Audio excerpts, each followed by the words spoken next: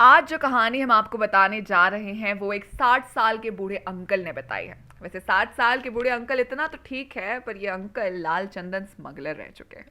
और ये चेन्नई के एक पॉश एरिया जिसका नाम है चिटपेट, वहां के रहने वाले हैं। अरे हम उनका नाम बताना तो भूल ही गए। इस अंकल का नाम रमन रखा गया है सिक्योरिटी के लिए। मतलब इनका असली नाम कुछ और है, पर असली नाम दोस्तों चाहे कुछ भी हो, काम इनका बिल्कुल अच्छा नहीं है। वैसे लड़कियों को, औरतों को जैसे मेकअप से थोड़ा बहुत लगाव होता है, कॉस्मेटिक्स से प्यार होता है, उसी तरह जो ये स्मगलर्स होते हैं उन्हें लाल चंदन से बड़ा बहुत प्यार होता है। वैसे कॉस्मेटिक्स से याद आया, लाल चंदन का कॉस्मेटिक्स बनाने के लिए भी इस्तेमाल किया जाता है, साथ ही साथ दवाइयाँ बनाने के लिए भी यूज़ किया जाता है। इसी की वजह से चाइना में इसकी बहुत ज़्यादा डिमांड है। इतना ही नहीं बल्कि चाइना में म्यूजिकल इंस्ट्रूमेंट्स और फर्नीचर के लिए वहाँ के रहने वाले सप्लायर्स मुंह मांगी कीमत देने के लिए तैयार हो जाते हैं, पर उन्हें लाल चंदन से बनाई हुई चीज़ें ही चाहिए होती है। अब कहते हैं ना, घर की मुर्गी दाल बराबर, उसी तरह इंडिया में लाल चंदन की डिमांड तो है पर कीमत बहुत ही कम। इसीलिए यहाँ पर रहने वाले स्मगलिंग गैंग ने लाल चंदन बेचने का और पैसा कमाने का एक अनोखा तरीका आजमाया। उन्हें समझ आया कि ये चाइना वाले लाल चंदन के प्यार में हैं, तो वो उन्हें उल्लू बना सकते हैं। अगर यहाँ पर लाल चंदन की कीमत 40 लाख पर टन होगी, तो ये स्मगलर्स बाहर की दुनिया में इसे 80 लाख में बेच देते हैं और फिर ये चाइना वाले इसे खरीद लेते हैं।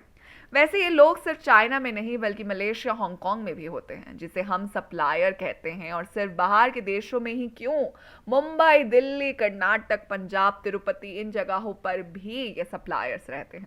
इन सप्लायर्स का एक जाल होता है जहाँ पर लाल चंदन के पेड़ होते हैं। मतलब खास करके आंध्र प्रदेश, तमिलनाडु में वहाँ इन्हें ज़्यादा लगाव होता है। अब जगह जगह पर एजेंट्स भी होते हैं। सप्लायर्स एजेंट को कॉल करते हैं और ऑर्डर देते हैं। फिर ये एजेंट सब एजेंट से बात करते हैं। ऑर्डर के मुताबिक 100-200 लोगों को काम पर लगाया जाता है। फिर वहाँ के रहने वाले जो लकड़हार होते हैं, जिन्हें पौधों के बारे में अच्छी तरह से पता होता है, उन्हें पकड़ा जाता है। अब 100 लकड़हार जब लाल चंदन के पेड़ तोड़ने जाते हैं, तब उसमें से 20 लोग बाहर खड़े रहते हैं ताकि वो देख सके कि कोई ऑफिसर वहां पर आ तो नहीं रहा। कुछ लोग वहां पर खाना पकाते रहते हैं क्योंकि काफी टाइम हो जाता है, भूख लगती है। तो कुछ लोग जो जंगली जानवर होते हैं उनसे बचने के लिए प्रोटेक्शन की तैयारियां करते हैं।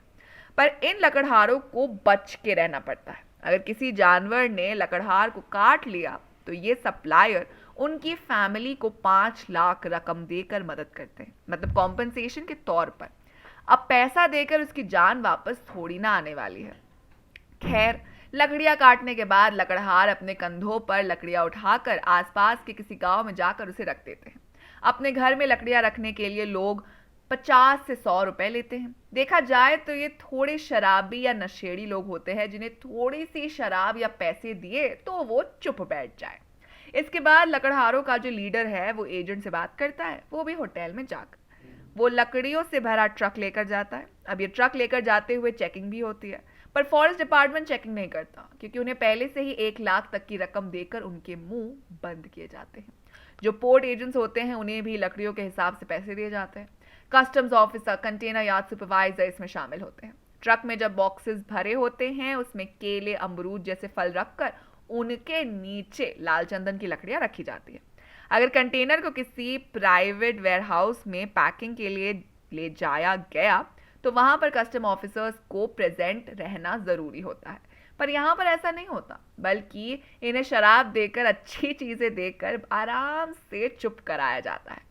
अभी इतना बड़ा ऑपरेशन कामयाब करने के लिए बड़े बड़े मिनिस्टर, पुलिस ऑफिसर्स और पॉलिटिशियन लीडर्स की भी जरूरत होती है, और ये लोग आसानी से बिक भी जाते हैं क्योंकि इस ऑपरेशन में से थोड़ा बहुत हिस्सा इन्हें भी मिलने वाला होता है। तो यहाँ पर करप्शन का माया जाल बिछाया जाता है। ये सब किसी फिल्म की कहानी से कम नहीं है दोस्तों। हो सकता है कि आने वाली फिल्म पुष्पा 2 में हमें इसी तरह की कोई कहानी देखने को मिल जाए। तो आप हमें बताइए, आप पुष्पा 2 के लिए कितने एक्साइटेड हैं। साथ ही अगर आपको वीडियो पसंद आई हो तो इसे लाइक कीजिए, दोस्तों के साथ शेयर कीजिए और फिल्मी दुनिया से जुड़े रहने के लिए सब्सक्राइब कीजिए हमारे चैनल जिसका नाम है बॉलीग्राज स्टूडियोज।